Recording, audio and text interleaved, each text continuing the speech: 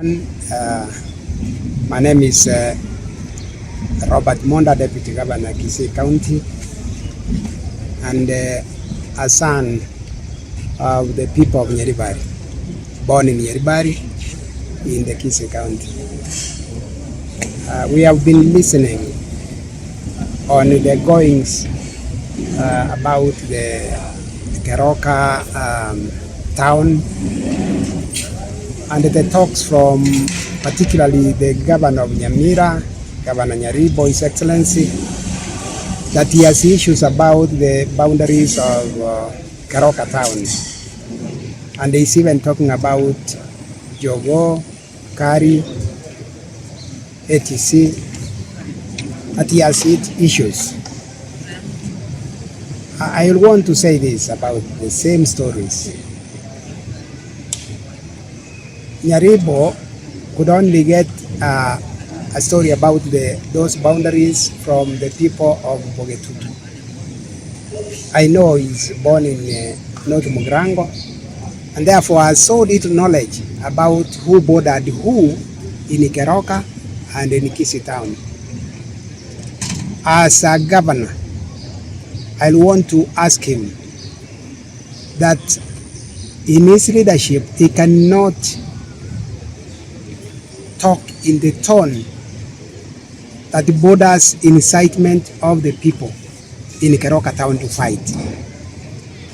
The people who live in Keroka have grown in Keroka, both from Bogetutu, which is in Nyamira, and the side of Nyaribari, also in Keroka. They have been together all these years, and they have never fought over a border or a boundary.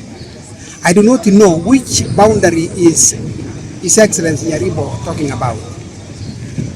What is he up to? Just to incite people? Does that make him more popular to the Nyamira people than he is now?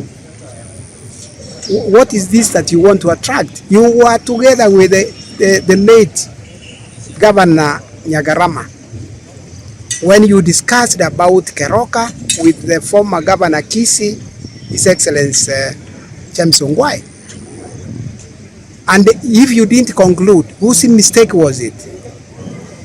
We know where Nyaribari runs.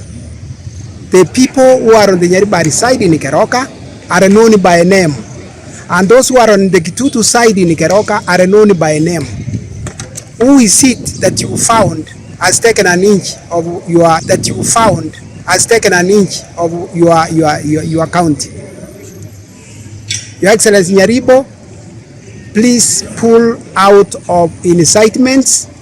Don't discuss boundaries, matters, leadership in funerals, instead of engaging other leaders to talk about what your issues are, then resolve them amicably.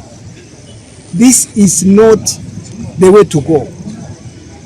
If you have gone to court, Your Excellency Nyaribo, just concentrate on court. We shall enjoin ourselves to that case, and we shall answer you in the courts. So there is no way you will incite people to fight in your position as a governor. It's not right, it's not fair, it's so negative in your leadership. Please follow the right channels to resolve matters if you have any. The Honorable Chief Whip Hon Osoro, Silvanus, you are not alone in the leadership from the Kisii region. You are not alone. Please respect yourself. Osoro, in a funeral in Kitutu, Masaba, in Nyamira County, you purported to know so much about Keroka, and you clearly stated that Keroka belongs to Nyamira. Are you the one who lives in Keroka? Honorable Osoro, you are reducing yourself to an activist instead of being a leader who will resolve issues if there were any. If we have issues on boundaries, please bring them up where we sit as leadership and discuss. But you cannot behave the way you are behaving. You have spoken about Kisii interfering with Nyamira in Keroka, in Kisii town. You seem to be, they know it all. Just because you became a chief whip,